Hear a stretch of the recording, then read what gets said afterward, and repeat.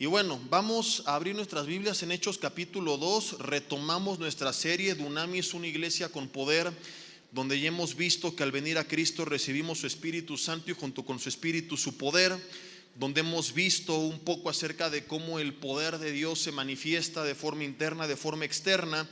Y como ya les había prometido, ahora comenzaremos de manera práctica a ver qué actividades realizaban estos primeros cristianos que han sido conocidos como la iglesia primitiva, que a su vez es conocida como la iglesia más poderosa que ha existido en todos los tiempos. Y hoy quiero aprovechar un poco las fechas en las que nos encontramos. Al rato te contaré por qué, para compartir este mensaje que yo hace mucho tiempo obviamente lo consideré dentro del programa de lo que iba a compartir en la serie, pero ahora en estos días nos va a caer como anillo al dedo. No te quiero contar todavía ni el título ni de qué se va a tratar, porque te voy a hacer una pregunta y para esa pregunta es importante pues agarrarte un poco así como dicen, sin decirte agua va. Aunque a lo mejor ya con tanto preámbulo ya te las estás sospechando, ¿verdad? Pero bueno, vamos a leer primero Hechos 2, 42 al 47. Pon mucha atención, porque es un resumen de las 5 o 6 características, también conocidas como pilares, más importantes de las actividades de la iglesia primitiva. ¿Cuáles son? Dice la Biblia que perseveraban, versículo 42, número 1, en la doctrina, que quiere decir la enseñanza de los apóstoles. Dice número 2, en la comunión los unos con los otros. ¿Y cómo lo hacían? Partiendo el pan, en el partimiento del pan. Y 3 dice, y en las oraciones. Entonces, yo no sé cuántos de ustedes perseveren en estudiar la palabra de Dios, cuántos perseveren en orar, pero es un hecho que todos perseveramos en partir el pan, ¿verdad? Dile al de al lado, en eso sí te pareces a la iglesia primitiva. Dile a alguien de confianza, tú no oras ni estudias, pero ¿cómo tragas, verdad? Entonces, cuando te digan que no eres un buen cristiano, dile, ¿cómo no? ¿Cómo? Como los apóstoles. Versículo 43 dice que sobrevino temor a toda persona y muchas maravillas y señales, palabras griegas utilizadas para describir milagros, eran hechas por los apóstoles. Todos los que habían creído estaban juntos y tenían en común todas las cosas, eran generosos, eran compartidos, al grado que a veces de forma voluntaria, porque esto jamás fue una orden. Hay gente que de aquí altera y quiere venir a manipular y extorsionar a la gente, pero este libro de los Hechos, como lo hemos visto tantas veces, es un libro de transición y que narra lo que ellos hacían, pero no quiere decir que esto necesariamente tiene que aplicarse como una doctrina. Y el versículo 45 menciona que algunos de ellos vendían sus propiedades y sus bienes y los repartían a todos según la necesidad de cada uno. De aquí algunos han criticado a Jesús, lo han descrito como comunista, cosas por el estilo, pero es simple y sencillamente que eran tiempos de persecución, de necesidad, tiempos en los que para llevar la palabra a todo el mundo, sin tener una cámara de televisión para predicar a las naciones, sin tener redes sociales, sin tener medios de transporte modernos para ir de un día a otro a otra parte del mundo, pues era muy costoso enviar un par de misioneros al otro lado del mundo o al mundo entonces conocido. Implicaban meses de traslados, viáticos, etcétera, y toda esta necesidad pues hizo que la iglesia se volviera de forma voluntaria muy generosa. Yo por eso siempre he dicho que no nos conviene ponernos a jugar al teólogo con el Señor cuando se trata del dinero, porque muchos dicen es que el diezmo es del Antiguo Testamento y si te pones a pelear en el Nuevo Testamento daban todo.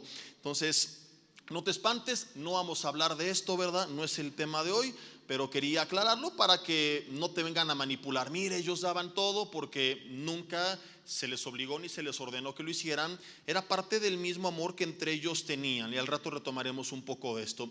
Versículo 46, perseveraban unánimes cada día en el templo, pero también dice la Biblia que partían, repite nuevamente, el pan en las casas y comían juntos. Me fascina esta declaración que al rato quiero retomar, con alegría. ¿Y qué dice la Biblia?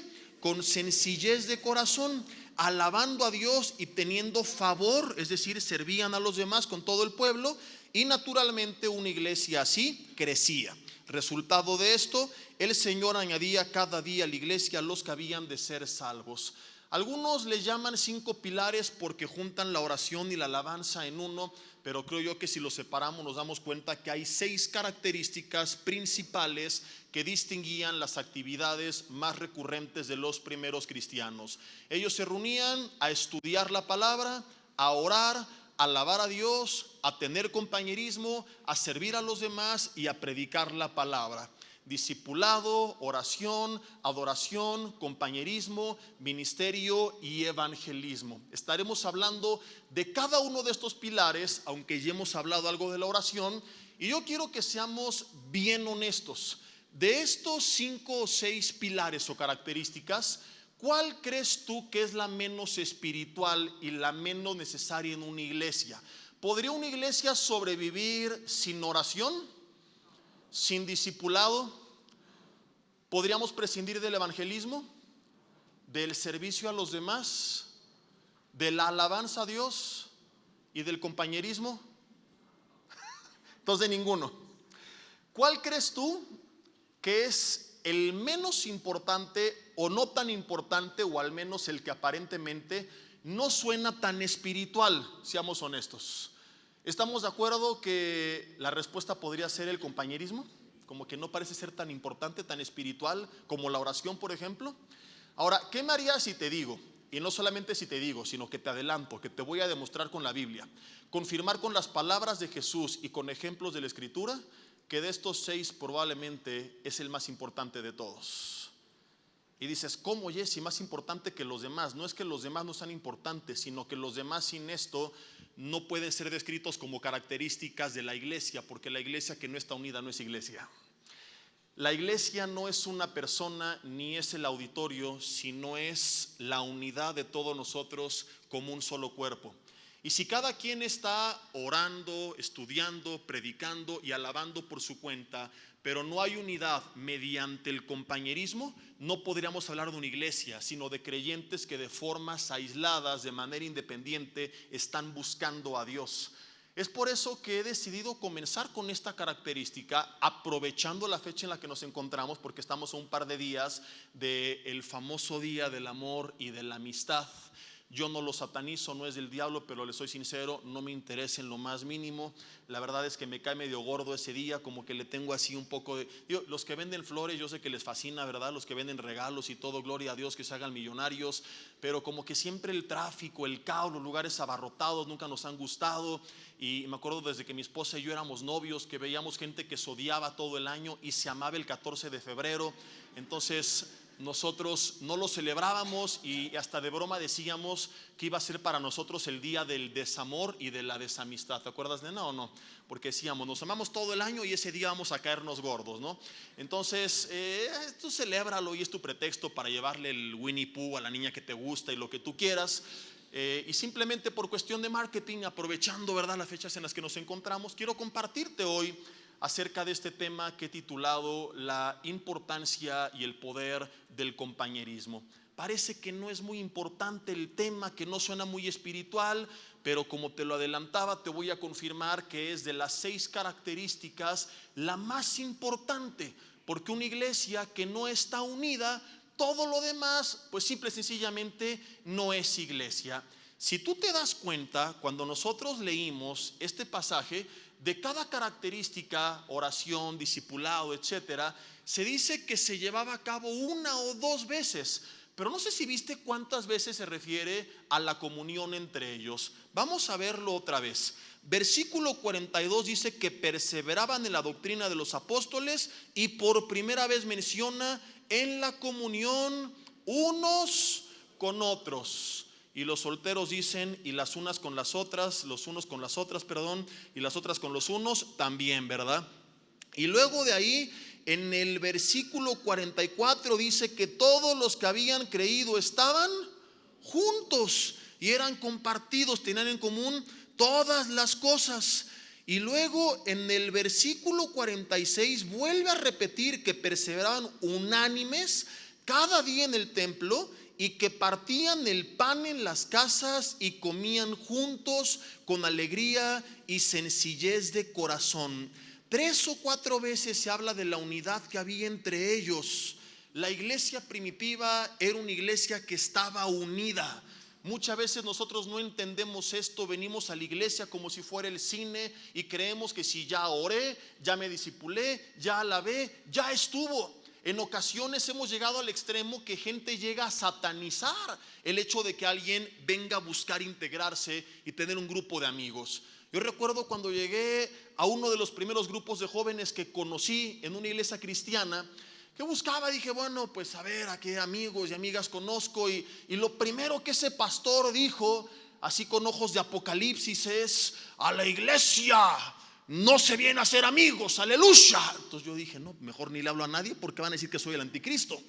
Entonces yo crecí muchos años con este concepto y hay gente que creció con esta idea. Ahora, yo no estoy insinuando que tienes que venir únicamente a ser amigos, pero es importante que entendamos que parte de hacer iglesia es comenzar a relacionarte, es tener un grupo de amistades con quienes algún día, como veremos, tú vas a ser de bendición para ellos, o ellos y ellas van a ser de bendición para tu vida. Por eso es que se enfatiza tanto en que los primeros cristianos daban suma importancia a reunirse, a estar en unidad, a partir con alegría y sencillez de corazón el pan en las casas. Porque aunque una iglesia tenga las otras 5 características, si no está unida no va a poder avanzar. ¿Quieres que te lo confirme? Ahí tienes no un pasaje, sino 2 cartas enteras, que son las cartas a la iglesia de los Corintios. Una iglesia que dice en el capítulo 1, versículo 7, que no les faltaba ningún don. Creemos que para que una iglesia sea espiritual y poderosa tiene que tener dones. Bueno, la de los Corintios tenía todos los dones. ¿Cuántos? Todos. Y tú podrías ver y decir, wow, hay lenguas y milagros, y ellos oran y los paralíticos andan, los sordos hablan, los ciegos ven, los mudos hablan, los muertos resucitan, las suegras son hechas buena onda, y grandes señales y prodigios y maravillas, y cuentan que hasta el Cruz Azul fue campeón en aquella época de los Corintios, ¿verdad? Pero asombrosamente Pablo les dice a los Corintios, ¿saben algo? No están listos para subir de nivel espiritual. Tengo que seguirles dando leche y no carne, porque todavía son niños, porque son carnales. Y dices, ¿por qué así? ¿Cómo carnales si acabas de reconocer que tienen todos los dones?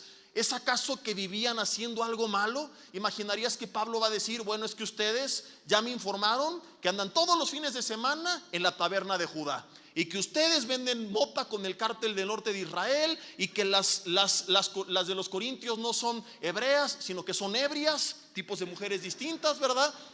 Pero no se refiere Pablo a nada malo que hacían como el impedimento de su crecimiento, sino a su falta de unidad. Porque he sido informado, les dice, por los de Cloé, que hay entre ustedes divisiones y contiendas, y si hay entre ustedes esto, no andan como hombres y son carnales todavía.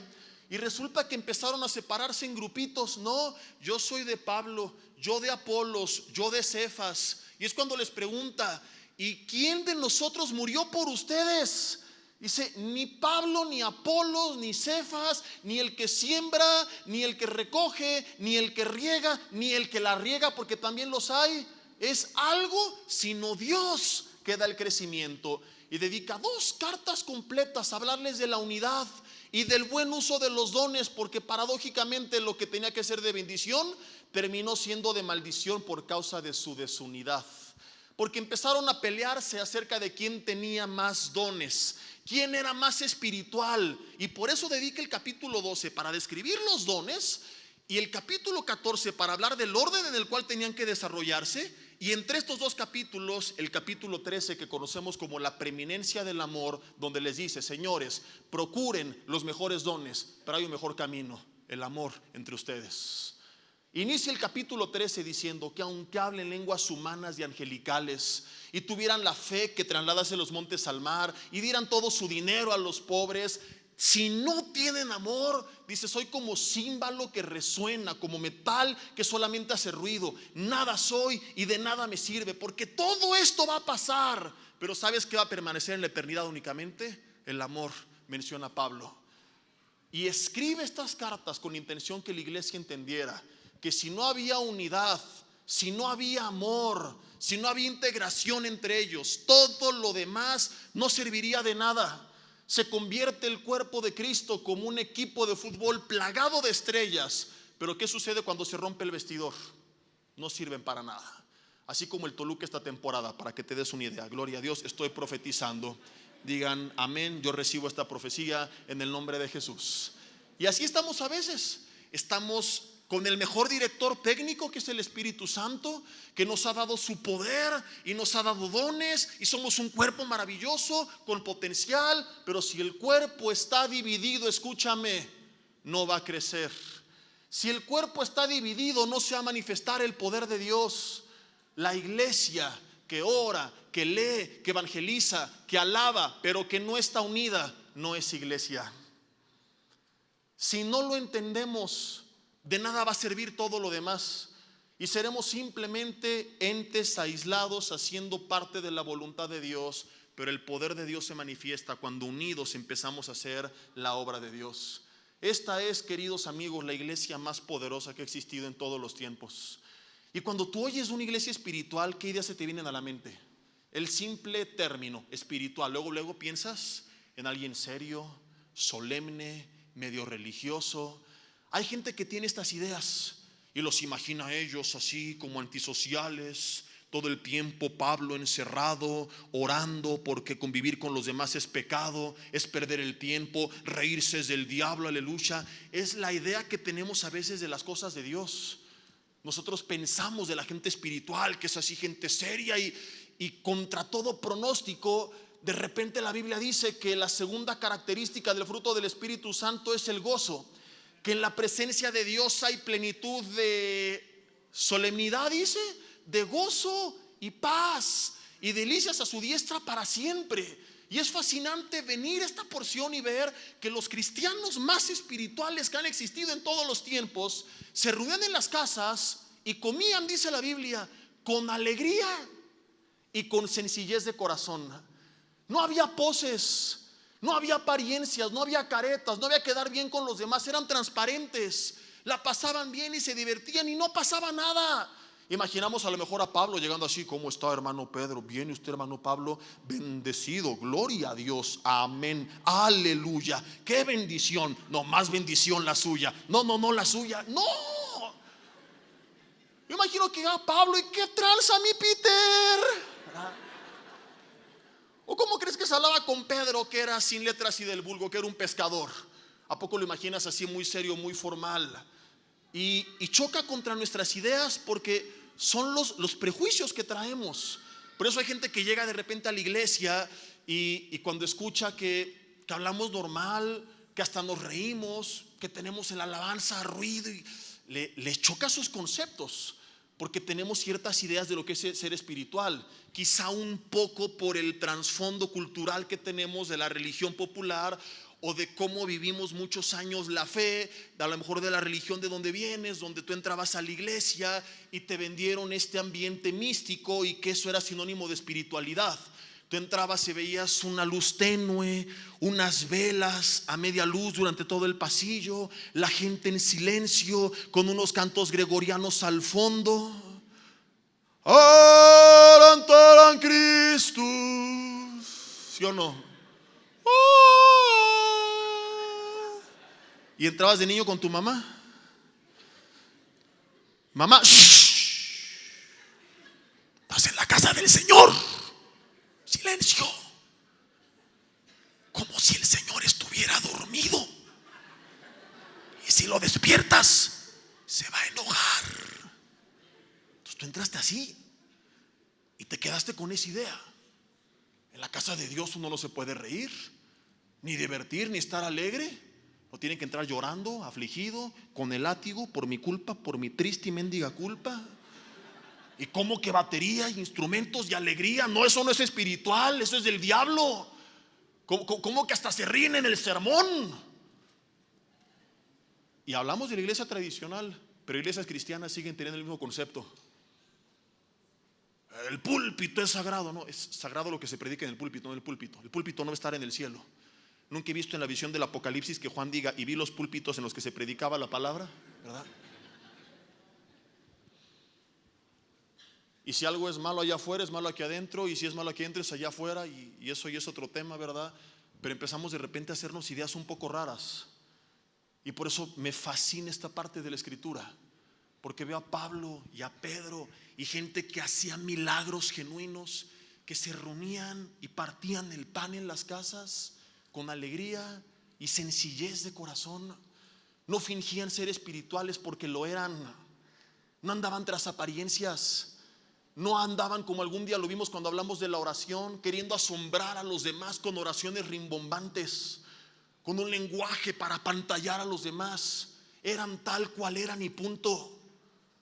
Y comían y se reunían en las casas y partían el pan y el tamal y el pozole y lo que fuera, ¿verdad? Si hubiera habido Super Bowl en ese entonces, seguramente lo hubieran visto juntos también. Y a veces se reunían, imagino que iban mucho a la casa del joven Marcos, porque era el aposento alto, eran los ricos del grupo. Y cuando era en casa de Marcos, partían pan del globo. Y cuando era en casa del Pedro, bolillos de Walmart, o sabrá Dios qué partían. Pero tenían este compañerismo entre ellos. Hay gente que no le ha dado la importancia a este tema, que piensa que es irrelevante, que si no piensa que es del diablo, al menos piensa que no es importante. Hoy nos reímos, pero llevas años que entras a este lugar y te vas como si fuera el cine, que no te interesa conocer a nadie, que ni siquiera sabes hasta este punto, y lo vamos a ver, la importancia. Y de repente hay reuniones y eventos y saluda al de al lado y no nos interesa. Gente que dice, no, yo nada más vengo a buscar al Señor, aleluya. Pues es parte de lo que el Señor te ordena en esa búsqueda. Él quiere que sus hijos tengan comunión.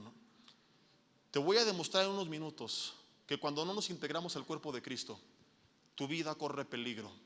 Y es una bomba de tiempo para que algún día caigas y quizá no te levantes. Necesitamos aprender lo importante que es unirnos como familia. Entender que ser iglesia es ser familia. Hay un término que desgraciadamente se ha choteado tanto que a algunos ya ni nos gusta, porque se utiliza de forma religiosa simplemente para dirigirnos entre nosotros, hermano. Entonces mucha gente ya no le gusta porque ya soy muy religioso, hermano. Y puede ser tan hermoso, tan terrible según como entiendas el término. Si es simplemente por tradición, está pésimo. Pero cuando entendemos que es hermano, que te estoy viendo no como inferior ni como superior, que no importa si tienes más o menos que yo, somos hijos del mismo Padre, lo cual nos convierte en familia. Y estoy para ti y estás para mí, y por eso nos llamamos hermanos. Es hermoso. Y qué bonito sería que nos pudiéramos decir hermano de forma genuina, y no decir hermano mientras lo apuñalas por la espalda, hermano mientras hablas mal a sus espaldas o lo agarras a patadas cuando él no te ve.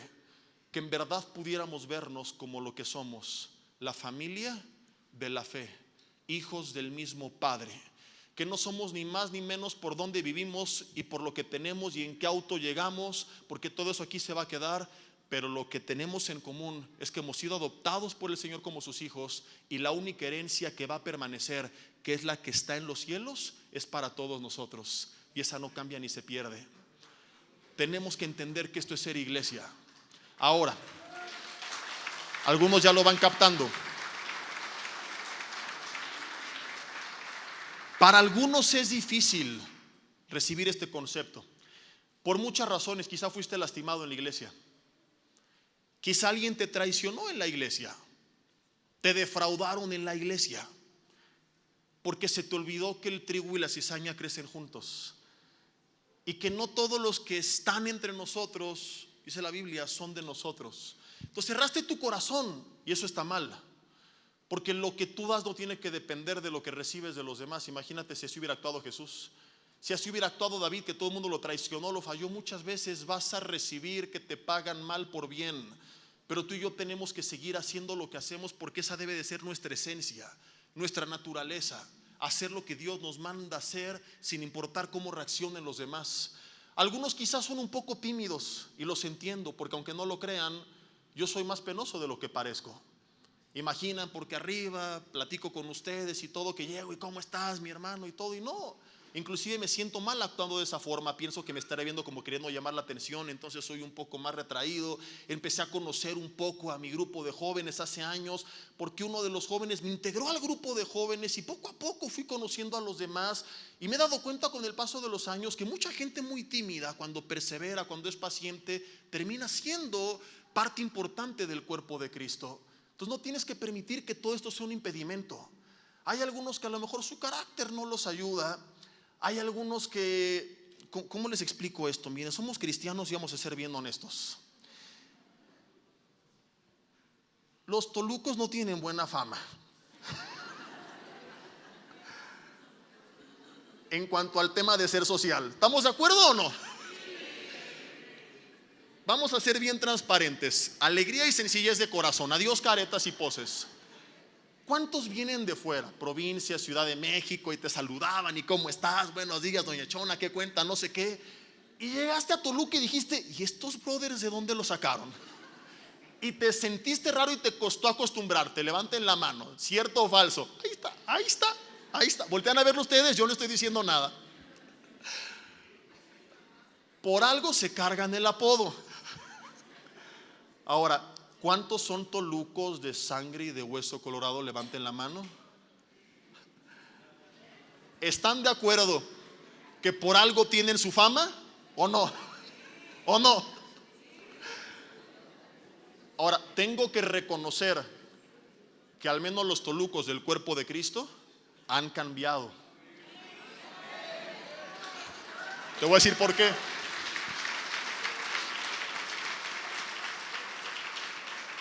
Yo te voy a confesar algo que nunca te he dicho. Hace algunos años la iglesia donde menos me gustaba predicar era la de Toluca, porque me tocaba recién casado el tour de todas las iglesias: Ibiscali, Cuapa, Norte, Sur, Santa Fe, Toluca, y de repente daba el mismo mensaje y veía que en México, amén, gloria a Dios, aleluya, se reían, disfrutaban, y llegaba con Toluca, mismo mensaje.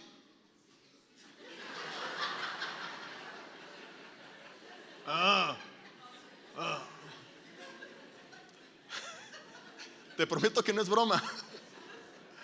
Y también te prometo que el lugar donde más disfruto predicar ahora es en esta casa.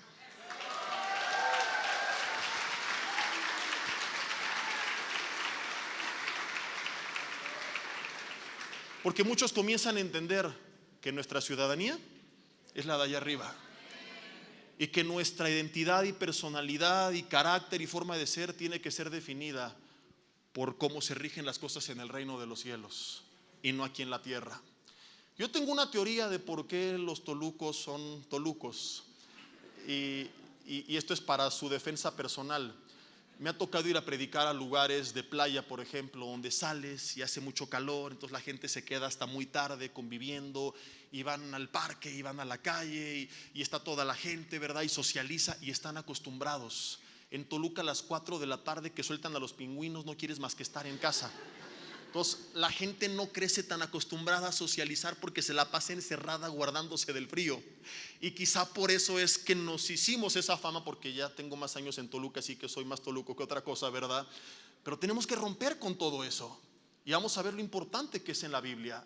Y tienes que quitarte estas ideas y hacer, aunque sea el esfuerzo, y a lo mejor te cuesta trabajo a tu carácter, pero entender que es algo importante, que fue lo último que Jesús pidió por su iglesia. Le dijo: Padre, guárdalos, santifícalos. Pero ¿sabes qué fue lo que más pidió al Padre? Que fuéramos uno. Juan capítulo 17 versículo 11, fíjate. Porque hay algunos que hasta este punto dicen: ¿esto de qué sirve? Yo voy a ser un emo de corazón hasta el día de mi muerte. Me van a decir el hermano Grinch y no me importa. Y vamos a comenzar a ver, después de haber confirmado que era parte importantísima de la iglesia primitiva, algunas de las razones por las que es indispensable la unidad. Juan 17 versículo 11 dice: ya no estoy en el mundo, mas ellos están en él. Yo voy a ti, Padre, a los que me has dado, guárdalos en tu nombre, para que sean uno, así como nosotros. Cuando estaba con ellos en el mundo, yo los guardaba en tu nombre. A los que me diste yo los guardé, y ninguno de ellos se perdió, sino el hijo de perdición, para que la escritura se cumpliese. Pero ahora voy a ti y hablo esto en el mundo para que tengan mi gozo cumplido en sí mismos. Ya les di tu palabra y el mundo los aborreció por cuanto no son del mundo, como yo tampoco soy del mundo. Versículo 15, Padre, no te ruego que los quites del mundo, sino que los guardes del mal. No son del mundo, como yo tampoco soy. Santifícalos en tu verdad, tu palabra es verdad. Como tú me enviaste al mundo, así yo los he enviado al mundo. Y por ellos yo me santifico a mí mismo, para que también ellos sean santificados a la verdad. Ahora fíjate lo que dice a partir del versículo 20. Hasta aquí ha pedido una sola vez por la unidad. Ha dicho una vez que sean uno. Pero aquí dice, mas no ruego, versículo 20, solo por estos, sino también por los que han de creer en mí por la palabra de ellos. Es decir, aquí Jesús comienza a orar por ti y por mí. ¿Estamos de acuerdo? Porque tú y yo creímos por la palabra de ellos. ¿Y qué está pidiendo por la iglesia actual? Lo primero que pide, que es versículo 21, para que todos sean uno, como tú, oh Padre, en mí y yo en ti. Vuelve a repetir por segunda vez que sean uno en nosotros. Y no solamente pide por la unidad, sino que habla del poder de la unidad. Cuando sean uno, dice, el mundo creerá que tú me enviaste. ¿Qué tiene que ver la unidad con la fe? Todo lo vamos a ver. Pero antes subraya sus palabras, que sean uno para que el mundo crea que tú me enviaste. Una consecuencia de una acción. El resultado es el mundo creerá a raíz de ver a la iglesia unida. Versículo 22, la gloria que me diste yo les he dado para que sean uno. Dice por tercera vez acerca de nosotros, así como nosotros somos uno. Yo en ellos, versículo 23, y tú en mí. Vuelve a orar por quinta vez por su iglesia, por cuarta vez por nosotros, que seamos uno, y repite por segunda vez, para que el mundo conozca que tú me enviaste y que los has amado a ellos como también a mí me has amado. 5 veces orando por su iglesia, 4 veces orando por nosotros. Lo que más pidió Jesús al Padre, aunque pidió 2 veces santifícalos y una guárdalos, 5 veces dijo, Señor, que permanezcan en unidad. Y en 2 de estas 5 aclaró, porque entonces el mundo creerá que tú me enviaste. ¿Por qué el mundo a veces no cree? Porque llega y nos ve como los corintios y se pregunta, ¿y de qué sirve tanto conocimiento y tanta actividad y tantos dones si no hay entre ellos el amor del que me predican? Digan conmigo, uyuyuy, ay, ay, ay. El mundo dice, es lo mismo allá afuera. Pero cuando el mundo ve al cuerpo de Cristo amarse genuinamente, y que no nos decimos hermanos porque no nos sabemos nuestro nombre, sino porque en verdad así nos consideramos, y se da cuenta, estos cuates se apoyan entre ellos y se preocupan por los otros, y ahí están en sus tiempos difíciles y no patean al que está caído, tratan de restaurarlo. El mundo conoce entonces algo que no encuentra allá afuera, que es un amor sincero, transparente e incondicional. Y algún día todos lo vamos a necesitar.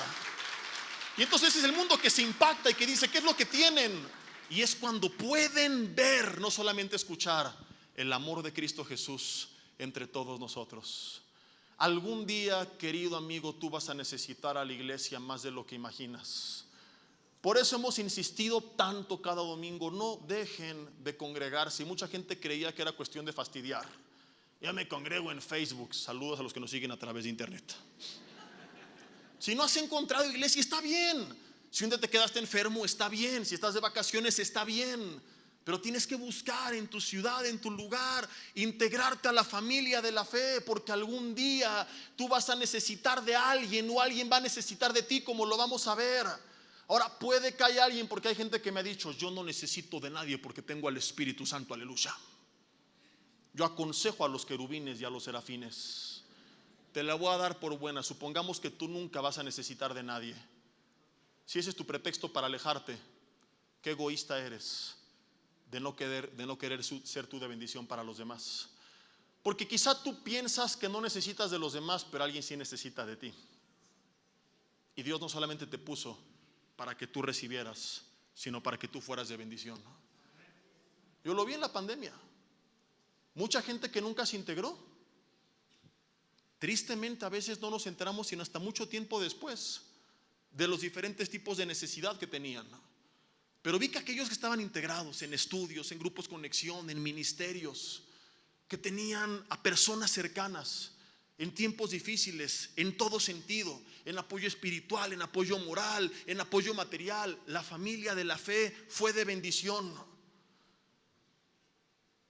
Esto es la iglesia. No son entes aislados, somos un cuerpo. El mismo Jesús dijo, cuando estaba un día predicando la palabra: Jesús, te buscan tu madre y tus hermanos. ¿Y cuáles fueron sus palabras? Mi madre y mis hermanos son los que hacen la voluntad de mi Padre que está en los cielos. Ya vemos muchos de nosotros que somos testigos de cuán ciertas son estas palabras, y que muchas veces pasamos más tiempo con la familia de la fe que con nuestra familia en la sangre. Y no es que la rechacemos, sino que naturalmente con el paso del tiempo nos damos cuenta que hay cosas que no compartimos en común, ¿no?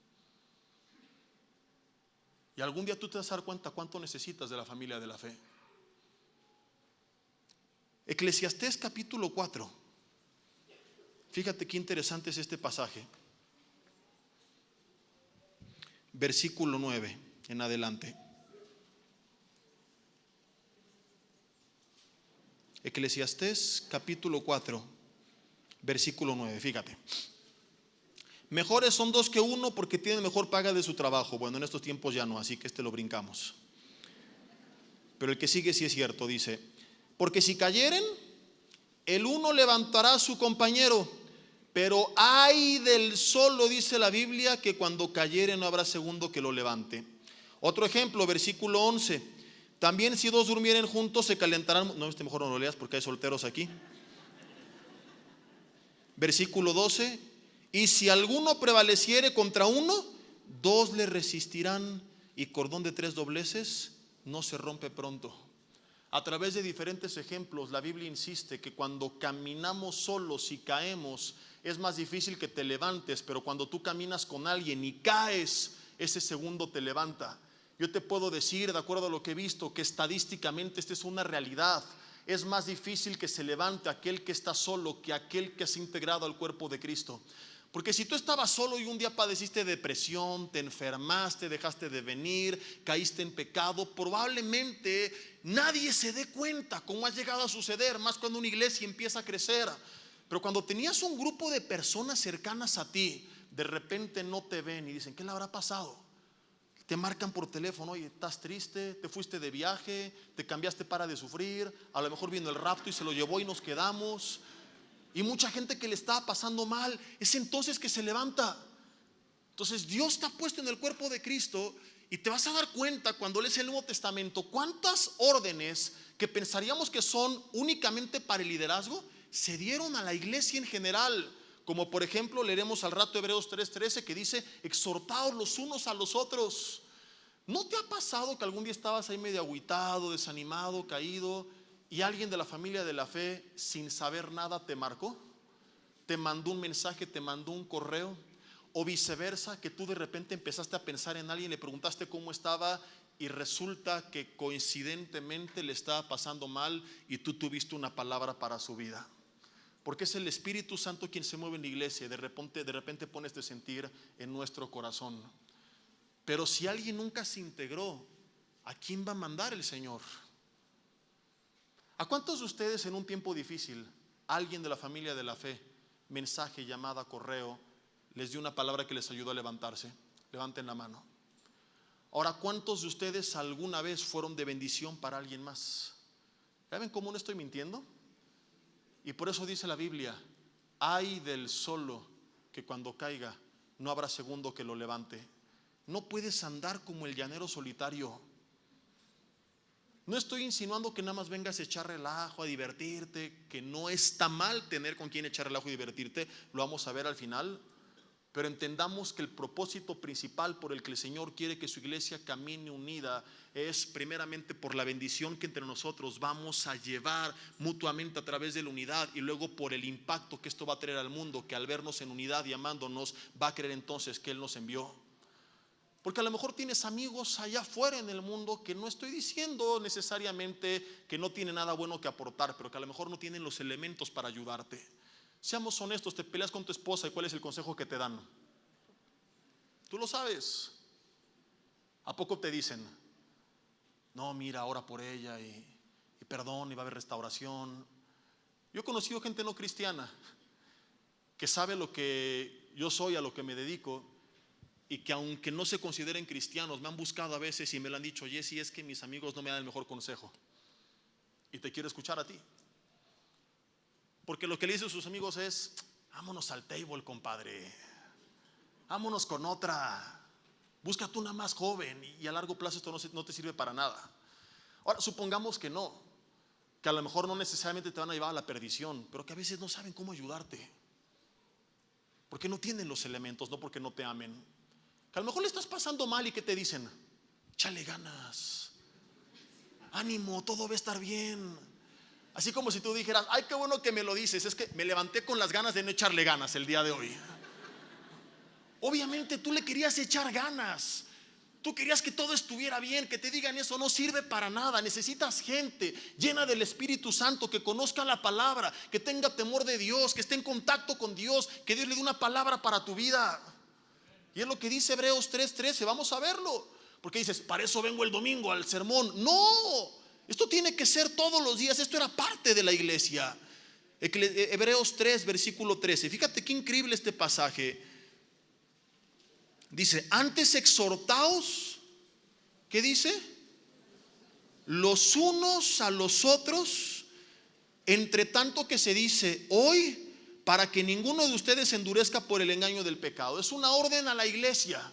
No era solamente el liderazgo quien exhortaba. La palabra exhortar puede ser dar una palabra de ánimo, un jalón de orejas, cualquier mensaje que vaya dirigido a tu edificación. A veces se requiere ánimo, a veces una confrontación. La idea es que seas edificado. ¿Y entre quién tenía que ocurrir esa exhortación? Dice la Biblia: exhortaos los unos a los otros.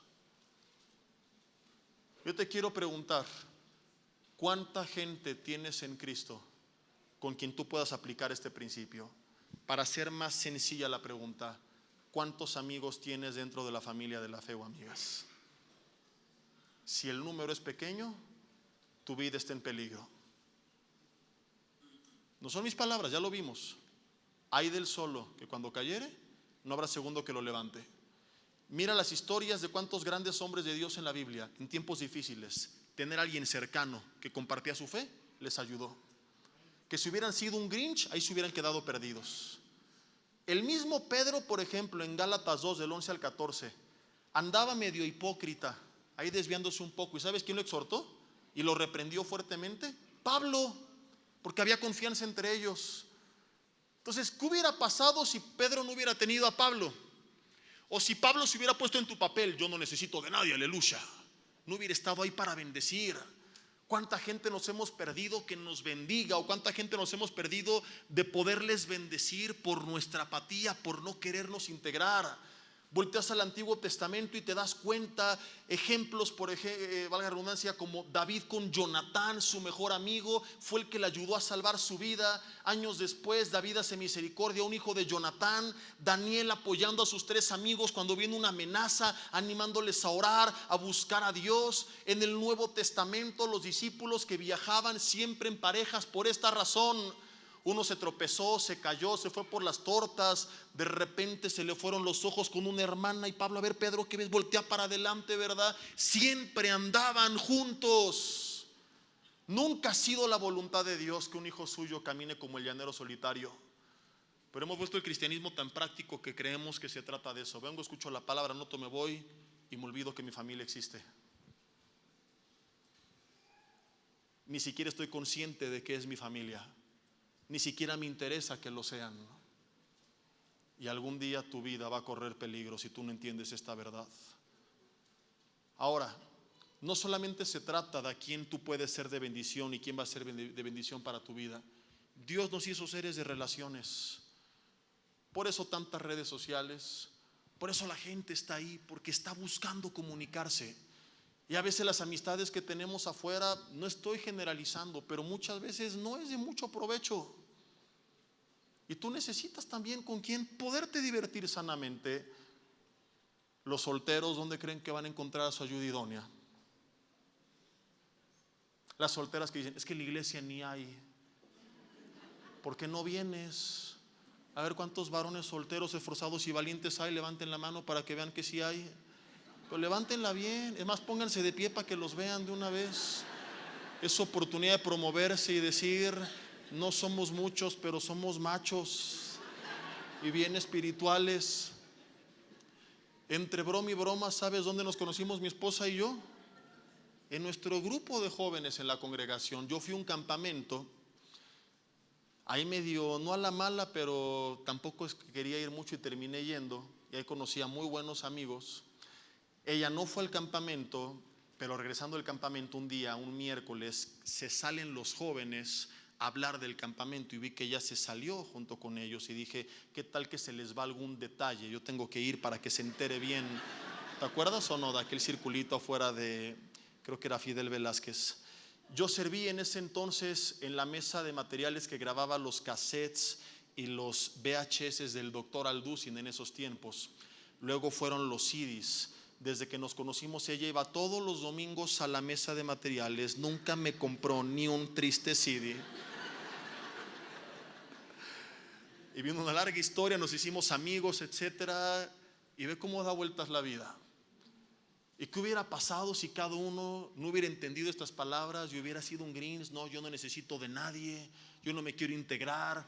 ¿Para qué amigos en Cristo? A la iglesia no se va eso. De las bendiciones que te has perdido por no querer romper con esa apatía, por no querer reprender al espíritu de Toluco que llevas dentro. No está mal, no es la prioridad venir aquí a ser amigos. No estoy diciendo ven al grupo de jóvenes a ligar, en el caso de los solteros, pero somos seres de relaciones y es importante que tengamos amistades en Cristo. A veces allá afuera la gente se reúne a hacer puros destrozos. A veces allá afuera no se juntan para lo mejor. Ahora, no estoy diciendo que es una garantía que tengas amigos cristianos. El peor de los amigos que he tenido fue el que me presentó a todos los demás jóvenes de la iglesia. O sea, sí, el más hipócrita, el más mundano, el más pagano, así, peor que el más satánico de mis amigos del mundo, era cristiano, entre comillas. Vas a encontrarte a mucha gente hipócrita, pero eso no puede cerrar tu corazón. Eso no puede hacer que tú te aísles. Como te dije hace rato, quizá te decepcionaron, pero eso no te justifica para tú apartarte por completo. Como un día le dijo David a Saúl cuando lo quería matar. Dice: mira, Saúl, como dice el proverbio de los antiguos, de los impíos saldrá impiedad. Así que juzgue Jehová entre tú y yo, mas mi mano no será contra ti. Fíjate qué increíble. Si tú eres impío, actuarás como tal. Yo te tengo en tus manos y te puedo matar, pero no lo voy a hacer. No porque espera algo de ti, sino porque yo no soy como tú. Yo soy diferente. Yo no puedo actuar en contra de mi naturaleza. Yo soy hijo de Dios. Esto es lo que tengo para dar, independientemente de lo que reciba de parte tuya. Entonces tú tienes que dejar de preocuparte. ¿Y qué me van a dar? ¿Y qué voy a recibir? ¿Y cómo van a reaccionar? Y simplemente decir: Señor, voy a ser quien tú me mandaste a ser, porque esta es tu voluntad. Y punto. Amén. Algunos lo entendieron. Otros siguen ahí, procesándolo. Jovencitas que llegan con su mamá, por ejemplo: mamá, es que este muchacho de la escuela no conoce de Cristo, pero es mejor que todos los cristianos que he conocido. Y la mamá dice: ¿y cómo le debato esa si le ha tocado puro patán? Déjame te enseño cómo se hace un jaque mate. Mija, tienes toda la razón. Es mejor que todos los cristianos que has conocido, pero no es mejor que el cristiano que Dios tiene para ti. Mátame esa.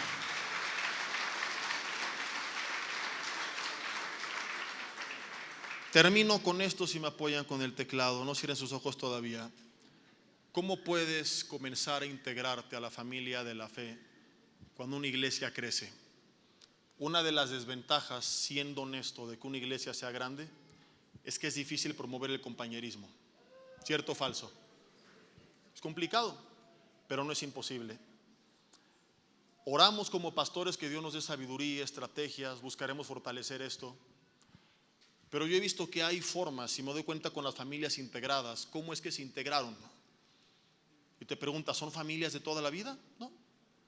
Son familias que tuvieron la iniciativa de integrarse. A través de un estudio bíblico, por ejemplo, viernes matrimonios jóvenes terminan, se quedan platicando, ¿cómo te llamas? ¿Cómo estás? Etcétera. Buscaremos fortalecer eso un poco. Ven. Pero ¿qué hacen muchos? No, mejor lo vemos desde la casa. Haz el esfuerzo, no es solo el mensaje. Vas a conocer, por ejemplo, matrimonios que sean de bendición para ti, otros que tú seas de bendición para ellos. Gente que te diga, yo ya pasé por aquí, yo ya estuve en este lugar.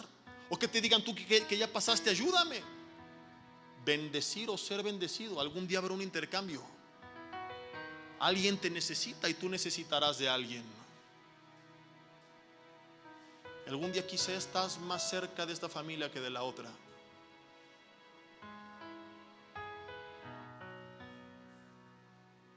Gente que se integra a ministerios, yo los veo. Dedica uno de los 3 servicios al menos. Sirves al Señor, disfrutas utilizar tu tiempo de forma útil y empiezas a conocer. Tienen convivios y reuniones y estudios. Gente que va a los grupos conexión, son grupos en casas, grupos pequeños, donde hay enseñanza, oración, empiezan a platicar, poco a poco a conocerse, a abrir su corazón. Sí, hay gente que ha salido lastimada porque les traicionaron, pero hay gente que ha sido muy bendecida, que haya hallado una fortaleza. Se pausó un poco esto en la pandemia, lo estamos retomando. Si tú no perteneces a uno, allá afuera en la mesa de informes, hoy di la indicación justamente por este mensaje de que te anotaran. 3 opciones si te quieres integrar a uno. Deja ahí tu nombre, tu teléfono, qué tipo de grupo te interesa, para hombres, mujeres, familiar, jóvenes, en qué zona de la ciudad vives, te van a contactar. A lo mejor tú quieres ofrecer tu casa y no te animas todavía a dirigir uno, pero dices, aquí está, déjanos tus datos, buscamos un maestro que vaya y se haga cargo. Hay algunos a lo mejor que ya tienen mucho tiempo y ya les toca comenzar a compartir, y que han estado orando. Hoy Dios está confirmando la respuesta a tus oraciones. Tome esta palabra como una confirmación. Hay algunos de ustedes que llevan años discipulándose y nunca han compartido nada de lo que saben con nadie. Ahí estabas cuando Pablo escribió la carta a los Efesios, pero siempre has estado callado. Aparta un día, un tiempo, y vas a ver de qué bendición va a ser para tu vida. Y qué útil y bendecido te vas a sentir cuando empieces a enseñar a otros. Además, no te preocupes, ¿y qué voy a decir? ¿Cómo lo voy a hacer? Hay una guía, hay una capacitación, hay manuales. Ve y anótate. ¿Sabes qué? Tengo ya tiempo en Cristo. Importante que tengas tiempo congregándote con nosotros. Si recién vas llegando, primero conócenos, intégrate a la iglesia. Pero si ya tienes años aquí, al menos un año, y sientes esa necesidad en tu corazón, no lo dejes pasar. Deja tus datos. ¿Sabes qué? Yo quiero que en mi casa, en mi negocio, en mi local, donde sea, se abra un grupo, y yo me propongo también para apoyar, estar a cargo. Y te van a contactar los coordinadores, Chava y Raquel, y te van a explicar, y vas a ver de qué gran bendición es. No podemos seguir caminando como el llanero solitario, mis hermanos. Cuando les dicen salúdense, algunos se saludan y se voltean a ver. Vamos a poner mesitas allá afuera, está la cafetería allá abajo, en el primer nivel. Digo, la vamos a mejorar. Ahorita es una carpa y sé que te da miedo porque te dan la torta y se convierte en paleta de cochinita pibil a los 2 segundos porque entra el frío durísimo, ¿verdad? Pero también baja y no llegues como si fuera McDonald's ahí. Saluda a los demás. ¿Cómo te llamas? ¿De dónde eres? Etcétera. Son formas de comenzarnos a integrar. Si alguien te respondió una mala cara, no te claves con eso. A lo mejor de 10 no recibes nada, pero por una buena amistad que hagas, habrá valido la pena. Si yo pastoreara por cómo reaccionan los demás, hace muchos años hubiera buscado hacer otra cosa. Pasan los años en el ministerio y personas que amamos, que bendecimos, de repente te dan la espalda, te acuchillan por la espalda. pero los pocos que quedan y el lazo que se fortalece cada vez más con ellos hace que valga la pena. Pues por esos pocos, por ese uno, va a valer la pena el esfuerzo. A lo mejor con muchos no haya clic, pero con los pocos que haya valdrá la pena. Y termino con esto, hablando de mi corazón a todos. Quien se siente inferior y tiene complejos, es hora de que entiendas quién eres en Cristo y que esto no es un estorbo para relacionarte con los demás. Y quien se siente superior, no voy a profundizar porque yo le he hablado, pero brother, bájale 2 rayitas a tus humos con todo respeto, que no eres más que nadie. Que yo vivo en no sé dónde y que manejo no sé qué coche y gano no sé cuánto. Todo eso, disfrútalo. Aquí se va a quedar. Lo único que permanece para siempre es nuestra verdadera ciudadanía y herencia, y ese está en los cielos y es para todos.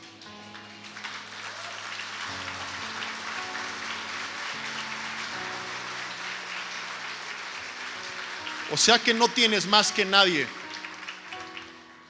solo estás temporalmente administrando un poco más que los demás, pero a largo plazo, en la realidad, es como cuando juegas un videojuego, por ejemplo Monopoly. ¿Te ha pasado? ¿A cuánto les gusta el Catán? Ahí invítenos a jugar, somos Catán lovers, mi esposa y yo. Y eres el hacendado y tienes todo y te sientes el millonetas del juego, ¿verdad? Y termina el juego y dices, de vuelta a la realidad. Y durante el juego fue bonito, pero no era parte de la realidad. Y así es en la vida diaria. Es, digamos, un juego en el que estás administrando temporalmente, de forma ilusoria, algo que crees que tienes, pero que algún día el juego se va a acabar, se va a guardar todo en la caja y aquí se va a quedar. Pero el reino de los cielos, que nos esté esperando porque fuimos comprados a precio de sangre por papá que nos adoptó como sus hijos, por lo cual nos llamamos hermanos, permanece para siempre. Y en eso todos somos iguales. Así que ni te sientas menos ni te sientas más. Gloria a Dios.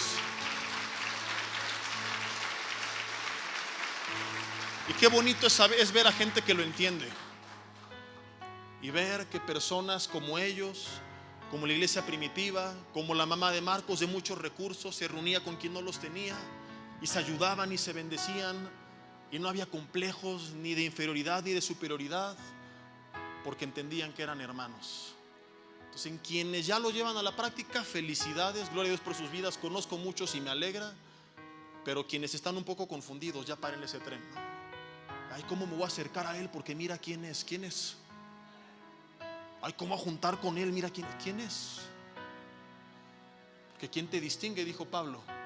¿O qué tienes que no hayas recibido? Y si lo recibiste, ¿por qué te glorías? Como si no lo hubieras recibido. A veces no es cuestión de dinero solamente. A veces es como los corintios, gente que se cree más espiritual. No es que yo conozco más de la Biblia que él. Pues enséñale lo que sabes. Ay, no es que yo lo conozco tanto como ellos. ¿Qué tal si me junto? Pues ve y aprende. Pero entendamos que esto es ser iglesia. No es un lugar donde se reúne un montón de gente, nada más. Somos una familia que permanece para siempre. Ahí en tu lugar cierra tus ojos. Vamos a orar y dile conmigo: Dios, te doy gracias en esta tarde por tu palabra. Señor, perdóname si me he aislado y he sido egoísta, o quizás si mi carácter o el pasado me llevó a aislarme. Ayúdame, Señor, a tener paciencia y ser intencional en buscar de una u otra forma aplicar este principio. A ser un David que actúe según la esencia de un hijo de Dios, sin importar que reciba de los demás. A saludar con una sonrisa, a abrazar, a tomar iniciativa, aunque no reciba lo mismo de los demás. Tú prefijaste nuestros tiempos y delimitaste los límites de nuestra habitación. Tú sabes quién nos rechazará y quién nos aceptará.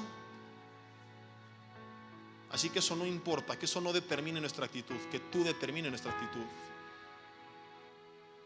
Dile: Señor, enséñame de qué forma puedo integrarme. Pon gente en mi camino por quien orar y a quien bendecir. Y pon gente en mi camino que sea de bendición para mi vida. Dios, yo te pido como pastor de tu iglesia que nos des sabiduría, que nos des dirección, estrategias, que rompas con todo espíritu de división, con todo complejo de inferioridad, de superioridad,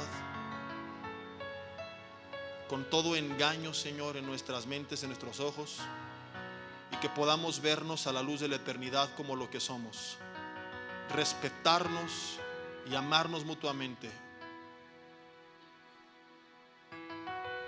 Que se termine, Señor, toda división, humillación, separación, en donde quiera que le exista, y que podamos ser uno, como tú y el Padre Jesús son uno. Que la gente que entre a este lugar pueda criticarnos de mil cosas, pero que no pueda negar que hay un amor genuino. Que podamos comenzar a interesarnos más honestamente por los demás. Ahora yo quiero terminar con algo que no hice hace rato, pero que están haciendo en mi corazón en este momento. Yo sé que muchos vienen con su familia, que algunos tienen familia, pero quizá tu familia no tiene la misma convicción que tú. No puedes pedirle: ora por mí, porque no lo entenderían. Y estás pasando un tiempo complicado en algún área de tu vida y te sientes solo o sola. Tiempo de enfermedad, de crisis, de tristeza, y necesitas de alguien. Ahí en tu lugar levanta tu mano.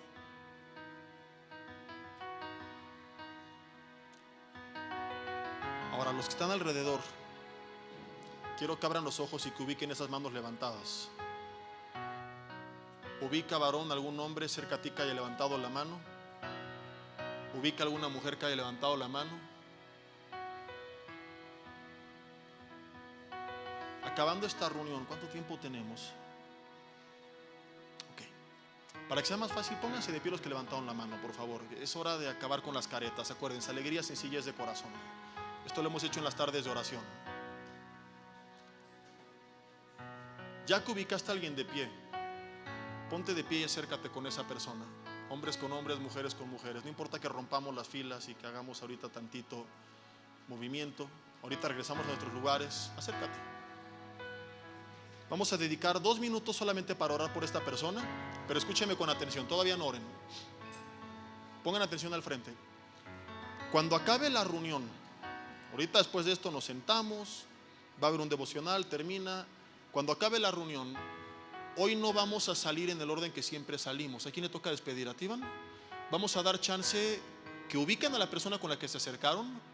Le vas a pedir su número, vas a guardar su contacto y vas a orar por aquello que necesita oración. Y le vas a estar preguntando y pidiendo a la semana: Dios, dame una palabra, dame un pasaje. ¿Cómo estás? A lo mejor no sale nada de esto.